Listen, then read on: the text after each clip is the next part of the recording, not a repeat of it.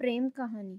सोमवारची एक सकाळ होती. गोड वाऱ्यामुळे जणू संपूर्ण शहराला एक गोड अस्वस्थता आली होती.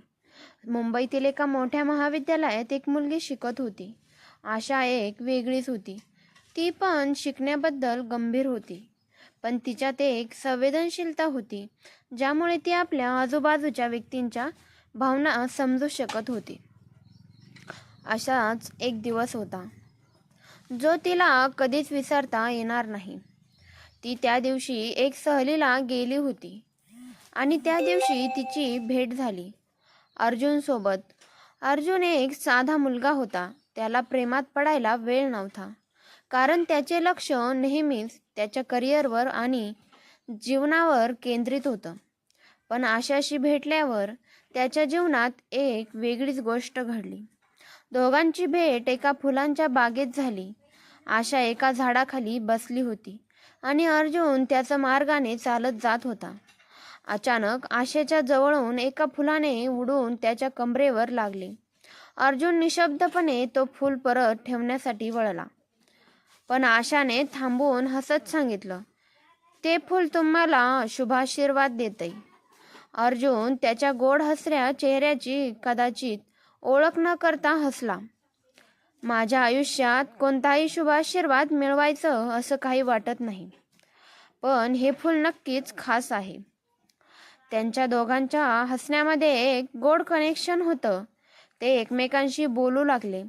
आशा त्याला तिच्या विचारांच्या गाभ्यात, अर्जुननेही तिच्याशी मनापासून बोलायला सुरुवात केली.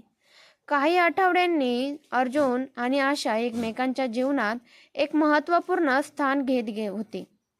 दोघं एकमेकांच्या अंतःकरणात जाऊन एकमेकांच्या स्वप्नांना समजून त्या स्वप्नांच्या पूर्ततेसाठी एकत्र काम करत होते. आशा नेहमी अर्जुनला सांगत असे, प्रेम केवळ एका नजरेतून नाही, तर एकमेकांच्या वेदना समजून त्यांना प्रेमाने जोडून ठेवण्यात आहे. अर्जुनला आधी हे शब्द थोडे अस्पष्ट वाटले, पण त्याच्या हृदयाच्या गाभ्यात एक विचित्र बदल घडला. त्याला समजलं की प्रेम हे एकमेकांच्या ओळखीच्या पलीकडे जात. प्रेम म्हणजे फक्त शारीरिक आकर्षण नाही, तर ते समज, काळजी आणि एक दुसऱ्यांच्या भावना समजून त्यांच्यावर विश्वास ठेवण्यात आहे. मात्र जीवन सहज नसतं. एक दिवस आशाला एका मोठ्या संधीसाठी बाहेर जाताना अर्जुनाने तिच्या मागे उभं राहून विचारलं, "तुम्ही मला सोडून निघून जात आहात? मी तुमच्या पाठीशी उभा राहू शकतो ना?"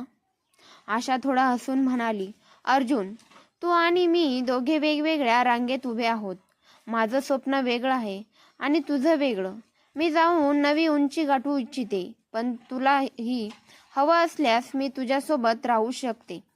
अर्जुननं हृदय थोडं कोलमडलं, पण त्याला एक गोष्ट कळली. त्याच्या प्रेमाची शक्ती त्याला आशेच्या स्वप्नांना सपोर्ट करायला निवृत्त करत होती.